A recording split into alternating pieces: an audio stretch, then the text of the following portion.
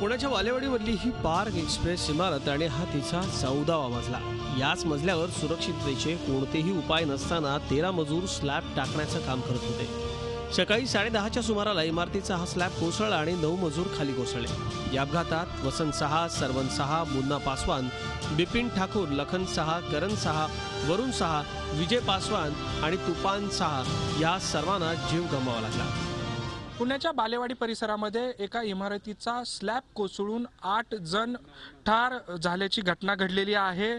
बालेवाडी परिसरातील कंपनी जी आहे त्याच्या समोर ही पार्क एक्सप्रेस नावाची इमारत आहे. 2 फेजमध्ये या इमारतीचं बांधकाम चालू आहे. त्यातल्या 14व्या मजल्यावरचा स्लॅब जो आहे तो कोसळलेला आहे. आपण पाहू शकताय तो स्लॅब कोसळलेला आहे आणि या दुर्घटनेतच हे 8 मजूर जे आहेत ते दगावलेले आहेत. एक मजूर जो आहे तो अत्यवस्थ आहे, तर इतर जे 4 आहेत त्यांची प्रकृती स्थिर आहे आणि त्यांच्याबद्दल काही काळजी करण्याचं कारण नाही. अनधिकृत बांधकाम आणि बांधकाम सुरू असताना मजुरांच्या सुरक्षिततेकडे होत असलेल्या दुर्लक्षामुळे आज जवळपास 8 मजुरांना प्राण गमवावा लागलेला आहे. पार्क एक्सप्रेस ही इमारत ब्राईट पर्पल प्रॉपर्टीजच्या माध्यमातून विकसित केली जाते. श्रवण अग्रवाल, अरविंद जैन आणि त्यांचे साथीदार ही इमारत विकसित करतायत. या इमारतीच्या दोन्ही मजल्यांना परवानगी नसल्याचं स्पष्ट होत आहे. इमारतीच्या दोन्ही मजल्यांना परवानगी नसल्याचं पुण्याचे आयुक्त कुणाल कुमार यांनीही मान्य केलंय. मजुरांच्या सुरक्षेचे योग्य ते उपाय नव्हते असंही समोर आलंय. परमिशन्स आणि ते सगळे जे फॉर्मॅलिटीज असतात, सेफ्टी प्रिकॉशन्स, हे सगळे आपण जो आहे आपल्या परमिशन्समध्ये अंतर्भूत करून जो आहे परवानग्या देत असतो.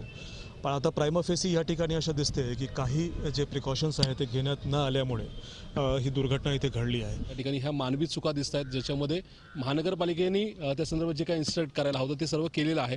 पण या ठिकाणी व्यावसायिक म्हणून किंवा त्या संदर्भामध्ये जे काही कॉन्ट्रॅक्टर्स आहेत त्यांनी जाळ्या किंवा त्याचं सुरक्षा बेल्ट्स जे यूज करायला हवेत ते वापरले नाहीत का? त्याचबरोबर या संदर्भामध्ये हे काम चालू करत असताना महानगरपालिकेला इंटिमेट केले का नाही या संदर्भामध्ये चौकशी आदेश मी मान्य आयुक्तांना दिलेले आहेत.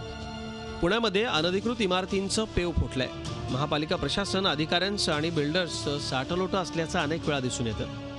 ही बांधकामं होताना मजुरांच्या सुरक्षेकडे दुर्लक्ष होतंय हेही यातून सिद्ध होतंय. महानगरपालिका प्रशासन त्याच्याकडे दुर्लक्ष करतंय. त्यामुळे केवळ बिल्डरच नाही तर महानगरपालिकेच्या अधिकाऱ्यांवरही कठोर कारवाई करण्याची गरज आहे. कैलासपुरी, झी मीडिया, बालेवाडी, पुणे. या संदर्भात अधिक माहिती घेऊया आमचे प्रतिनिधी कैलासपुरी यांच्याकडून. कैलास, या इमारतीचं ज्या मजल्यांना परवानगी नव्हती ते बांधकाम सुरू असताना ही दुर्घटना घडलेली आहे असं म्हटलं जातं. अनधिकृत होते हे बांधकाम असं म्हटलं जातं, तर बिल्डरनं दावा केलेला आहे की हे बांधकाम अनधिकृत नव्हतं किंवा हे मजले अनधिकृत नव्हते असं बिल्डरचं म्हणणं आहे. काय नेमकं तथ्य आहे आणि मुळात अशा प्रकारे अनधिकृत बांधकाम सुरू असताना कोणत्याच यंत्रणेचं याकडे दुर्लक्ष नव्हतं का? हेमाली, नक्कीच आहे. हा जो दुर्घटना घडलेली आहे त्यानंतर प्रकर्षाने जे 2 प्रश्न समोर आलेले आहेत त्यातील पहिला प्रश्न जो आहे, जे असंघटित कामगार अशा इमारतींवर काम करतायत त्यांच्या सुरक्षिततेचा पहिला प्रश्न आहे. तर दुसरीकडे बांधकाम परवाना विभागाचे अधिकारी शहरामध्ये सुरू असलेल्या इमारतींच्या बांधकामाकडे किती गांभीर्यानं लक्ष देतात हाही प्रश्न या निमित्तानं उपस्थित झालेला आहे. सकाळी ही दुर्घटना घडल्यानंतर पुण्याचे आयुक्त जे आहेत कुणाल कुमार यांनी घटनास्थळी भेट दिली आणि त्यांनी स्पष्टपणे सांगितलेले आहे की जी प्राथमिक माहिती मिळते त्यानुसार या पार्क एक्सप्रेस या इमारतीला 12 मजल्यांचीच परवानगी होती. मात्र वरचे जे 2 मजले आहेत ते मजले जे आहेत ते अनधिकृत असल्याचं प्रथमतः दिसतंय असं त्यांनी स्पष्ट केलेलं आहे. आता जरी बिल्डर दावा करत असला की इमारत अधिकृत आहे असा दावा करत असला तरी मूळ जो प्रश्न आहे तो कामगारांच्या सुरक्षिततेचा प्रश्न आहे तो तसाच अनुत्तरित आहे. कारण या ठिकाणी कामगार काम करत असताना कोणत्याही प्रकारचे सुरक्षिततेचे उपाय केलेले नव्हते हे स्पष्ट झालेलं आहे. जे दोरखंड किंवा बेल्ट असतात ते कामगारांनी बांधून एवढ्या 14व्या मजल्यावर काम करणं अपेक्षित आहे, मात्र तेही त्या ठिकाणी नव्हतं असं प्राथमिक दृष्ट्या दिसतंय. त्याचबरोबर जाळी जी इमारतीच्या अशा उंच इमारतींच्या ठिकाणी जाळीही बांधली जावी असा एक प्रघात आहे तोही या ठिकाणी पाळण्यात आलेला नव्हता.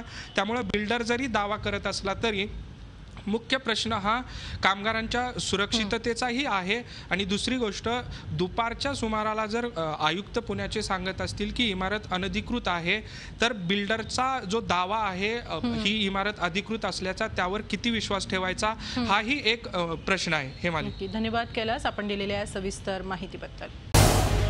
झी 24 तास रहा एक पाऊल पुढे.